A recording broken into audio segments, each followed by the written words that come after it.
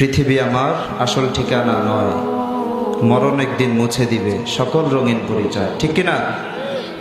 ওয়াত্তাকু ইয়াওমান তুরজাউনা ফীহি ইলাল্লাহ, এমন দিনকে ভয় করো যেদিন তোমাদেরকে ফিরে যেতে হবে একজনের দিকে। তিনি কে?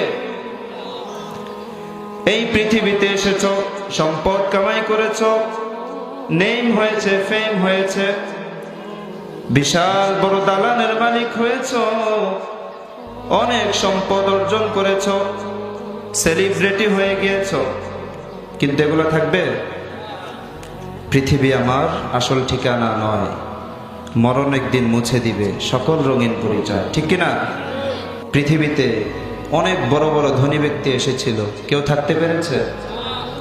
অনেক সম্পদশালী, অনেক ক্ষমতাধর, যার কথায় উঠত মানুষ, যার কথায় বসতো মানুষ, যার এক ইশারায় মানুষের কল্লা পড়ে যেত, এরকম মানুষও থাকতে পারেনি, এসেছিল, আজকে নাই। আমরাও আছি, আমরা থাকবো, আমরাও চলে যেতে হবে। আজ থেকে 200 বছর পর আমরা যখন কবরে, হয়তোবা আমাদের দ্বিতীয় কিংবা তৃতীয় প্রজন্ম আমাদের সম্পদ ভাগ করে ভোগ করবে, কিন্তু আমরা হারিয়ে যাব।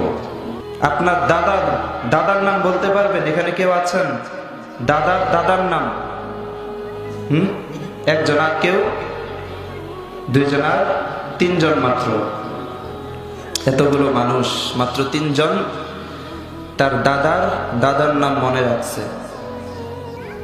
আমাদের প্রজন্ম, তারাও আসবে, আমরাও চলে যাব, আমাদের নাম নিশানাও মানুষ ভুলে যাবে, আমাদের যৌবন, সৌন্দর্য, লাবণ্য সবকিছু মাটির সাথে মিশে যাবে, হারিয়ে যাবে।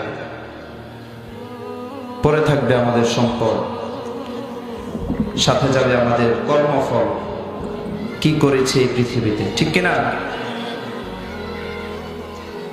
যখন রাতে চোখটা বন্ধ করবেন, তখন একটু ভাববেন,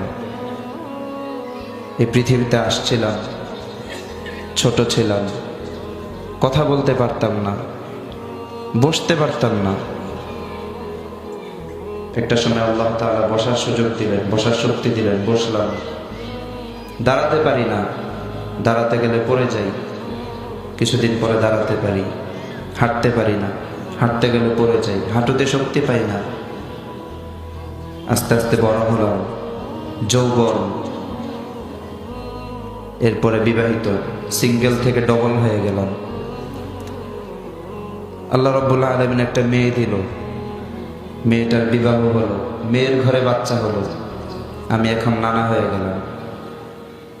কিছুদিন পর সবগুলা দাড়ি, চুল সব সাদা হয়ে গেল, মালাকুল মউত চলে আসলো। 1 সেকেন্ড দেরি করবে? অনুমতি চাইবে?